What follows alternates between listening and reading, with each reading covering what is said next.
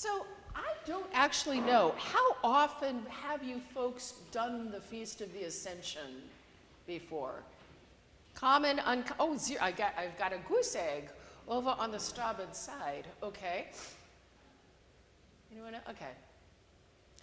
So maybe it's not done a whole lot in the Episcopal Church.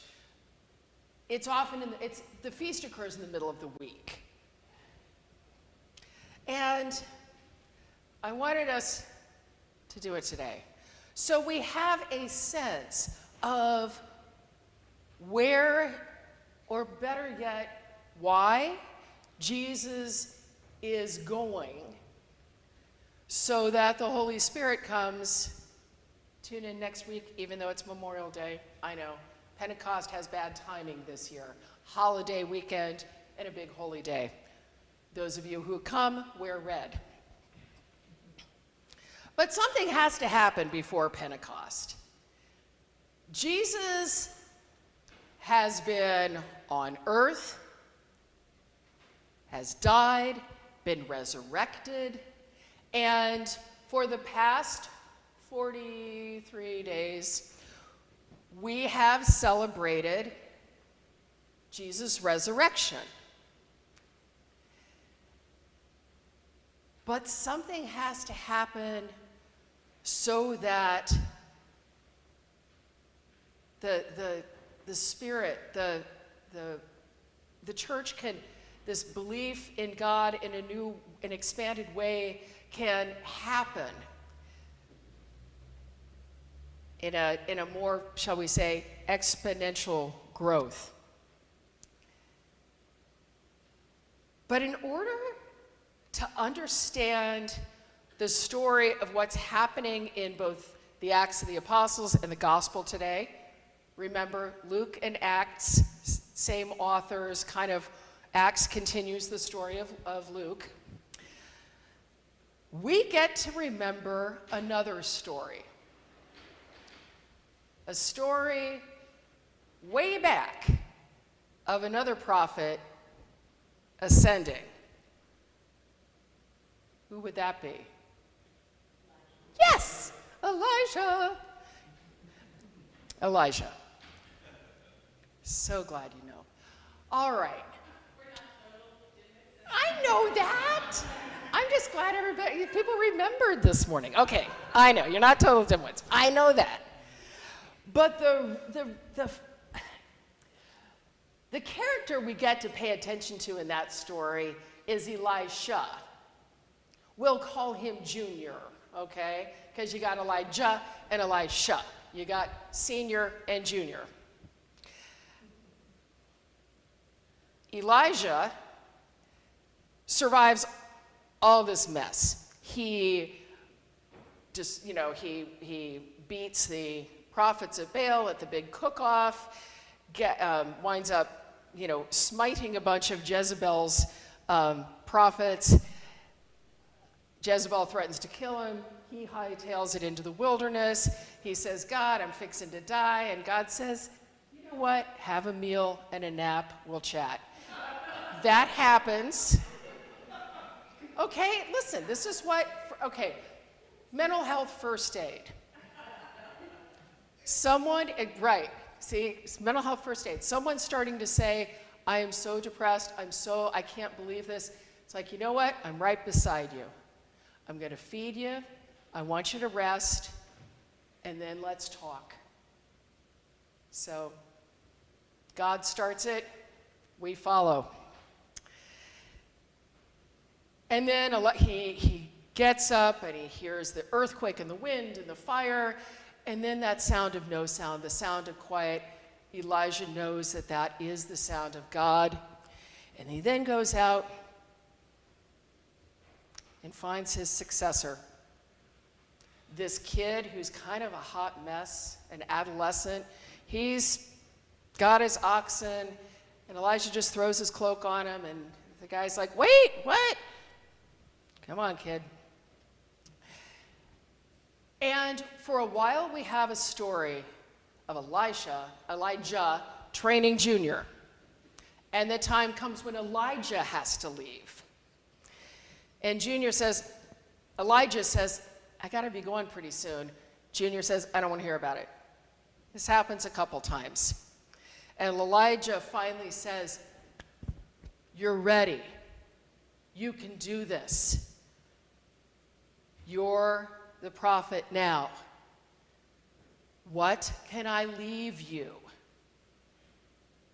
What do you want from me? And that young quaking Elisha says, a double portion of your spirit. And Elijah says, okay, you can have that, but you've got to watch what happens when I go. If you watch that, you'll get that. And so, that's what happens. As Elijah is caught up in the whirlwind, Elisha isn't interpreting, he's not trying to make sense out of it, but he narrates what he sees. He speaks the truth about what's in front of him. Look, Father, you're going up in a whirlwind. Look, look, I see you. I see you. I see what is happening. Friends, that is the story, the first story that we've got to know as we approach this story this morning.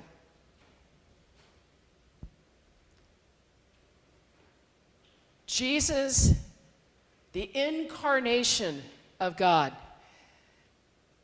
has been with our spiritual grandparents, has taught them, has walked beside them, has done signs, has done so many things, and all the time has been pointing toward, this is the love of God, this is the love of God, this is the way.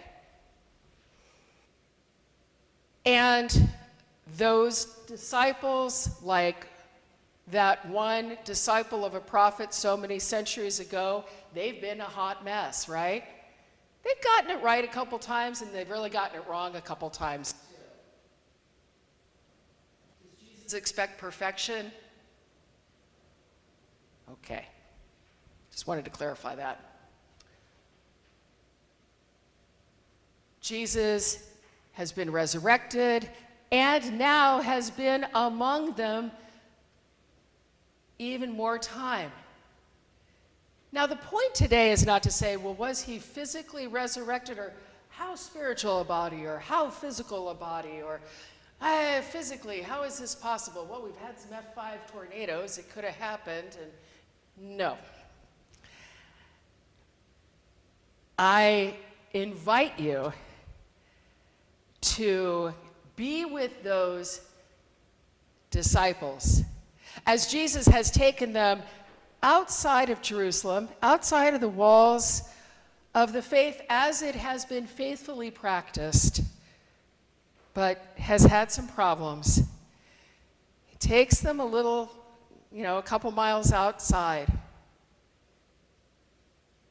to that end of the road there. And what do? Our translation this morning says they gaze. The translation is really they're looking intently. When he goes up, they are looking. And what does that say so many centuries ago? Yeah. Double portion of the Spirit. That's next week, but it's coming. That is what they inherited. And this morning, I invite you before Pentecost to consider that it is all of our inheritance. But what we're asked to do is see the truth, is see what is really happening before us, and to do so through the lens of hope, of promise, and a future. Here's what's happening. Here's what's, you're going to leave us. If you've ever, let me look around here, just about all, not all of you, but just about all of you, I think, have been at that point in life where perhaps one or both parents, not everybody, but you've been there when the matriarch of the family, the patriarch of the family has passed on. Perhaps you have had the honor to be physically present. You don't want them to go. Man, you don't want them to go. It's heartbreaking. But it's the truth. We watch this happen. And in time, we realize, oh, we're that generation now. We're the ones who get to encourage that we see the truth, but we encourage others to look for the truth as well. And to say that this is happening, but to do so with a double portion of God's Spirit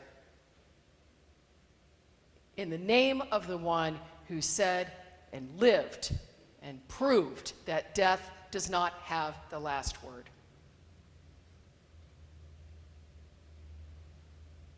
What happens? What happened to Jesus? We don't exactly know. But what he has said to us now is that we are the ones we have been waiting for. So help us, God. So help us, God.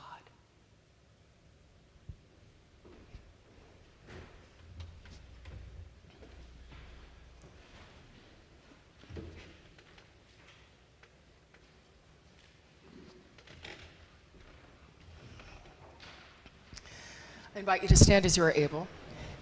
Together, let us affirm our faith in the words of the Nicene Creed. We believe in one God, the Father, the Almighty, maker of heaven and earth, of all that is seen